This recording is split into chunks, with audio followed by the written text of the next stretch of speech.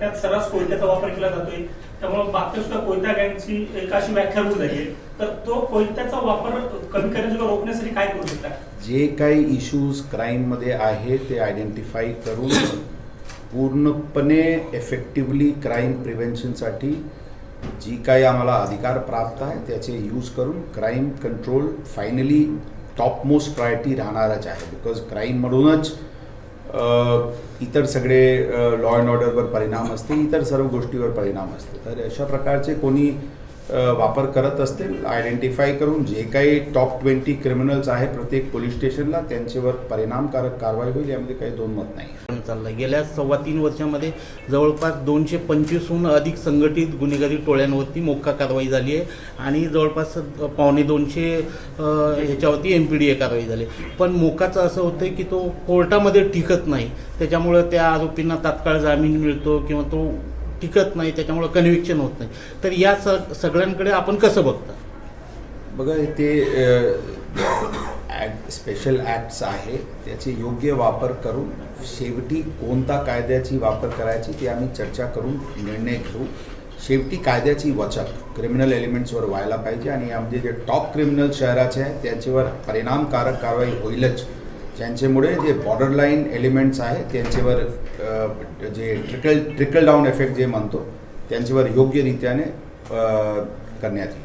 Sir, cyber गुन्ह्यांचं प्रमाण capacity building राहील आमच्यासाठी. मी सांगितले होते सायबर क्राईम एक हे आहे नवीन, आता सर्व आयुक्तालयाला नवीन सायबर पोलीस स्टेशन्स कार्यान्वित झालेली आहे. त्याचे आमचे अधिकारी कर्मचाऱ्यांचे कॅपॅसिटी बिल्डिंग आणि प्रायव्हेट एक्सपर्ट्स कसे रोपिंग करता येईल त्याबद्दल विचार करून आम्ही कारवाई करू. फसवणुकीच्या गुन्ह्यामध्ये एकतर गुन्हा दाखल लवकर होत नाही, गुन्हा दाखल झाला की मग तो त्याच्यामध्ये आरोपींना रिकव्हरी मिळत आणि फसवणुकीच्या गुन्ह्यामध्ये आपण ते जरा बसण्यासाठी काय करणार? त्याबद्दल मी काही आपल्याला असे म्हणजे क्विक सोल्युशन देऊ शकत नाही, परंतु ही खरी गोष्टी आहे की फसवणूकचे केसेसमध्ये बरेचसे वेळी बॉर्डरलाईन हे असते. म्हणून नेहमीची पद्धत आहे की पोलीस स्टेशन स्तरावर डायरेक्टली गुन्हा दाखल करण्यापेक्षा काही एकाच सुपरवायझरी लेवल्सवर त्याचे वेटिंग होत असते, म्हणून थोडी उशिरा होत असते, परंतु ते गरजेचे पण आहे. अन्यथा गुन्हा दाखल होऊन त्याचे गैरवापर होण्याची पण शक्यता असते. ज्या शहरांमध्ये होते तिथं हेल्मेटच्या संदर्भात आग्रही होते, पुण्यात सुद्धा तुम्ही हेल्मेटच्या संदर्भात आग्रही राहणार आहेत? डेफिनेटली हेल्मेट घालणे हे अनिवार्य आहे आणि त्याचे कंप्लायन्स, व्हॉलंटरी कंप्लायन्स वाढायलाच पाहिजे. एन्फोर्समेंटमुळे किंवा अवेअरनेसमुळे एन्फोर्समेंट जितके डिटरन्स होईल, परंतु हो बरोबर आहे, हेल्मेट्स घालणे आणि सीट बेल्ट्सचे वापर करणे आणि इतर जे सेफ्टी मॅन्डेटेड सेफ्टी नॉर्म्स आहे, जे ग्लोबली रिकॉग्नाइज्ड सेफ्टी नॉर्म्स आहे ते होणारच आहे. हेल्मेट अत्यंत महत्त्वाचे आहे. ट्रिपल सीट होता कामा नये, रॉंग साईड कॅरेजवे व्हायला नाही पाहिजे. ती ऑब्व्हियसली ती it will be a priority. About basic policing. So can you emphasize more on this? What do you like?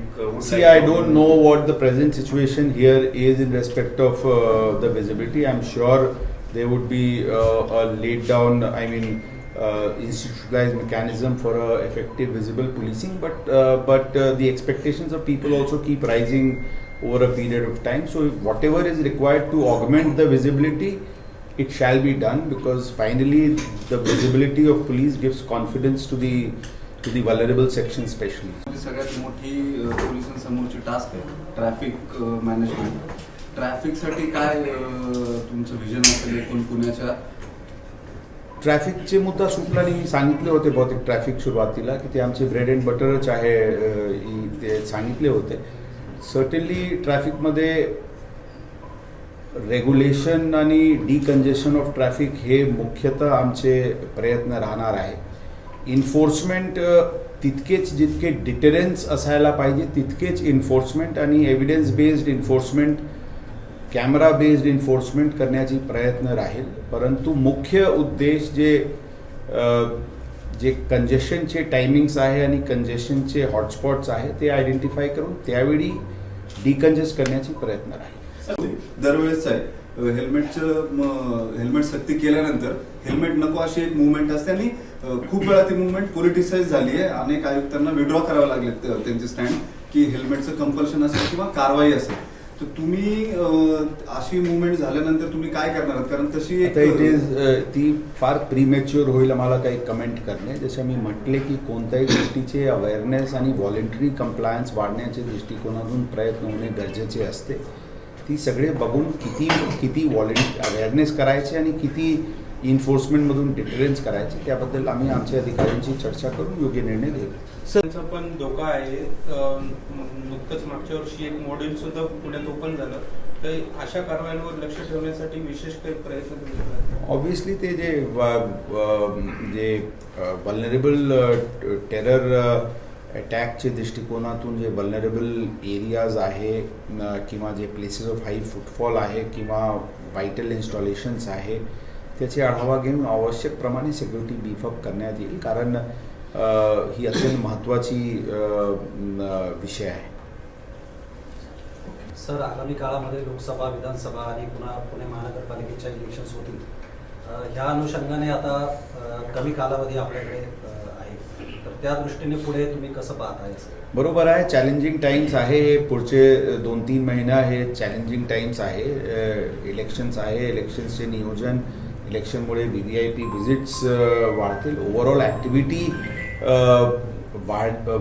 वाढलेले असतील. ते सगळे लक्षात ठेवून आवश्यक नियोजन करून त्याचे बंदोबस्त नियोजन करतील. सर, पुणे शहराला ABP माझा, उघडा डोळे बघा नीट.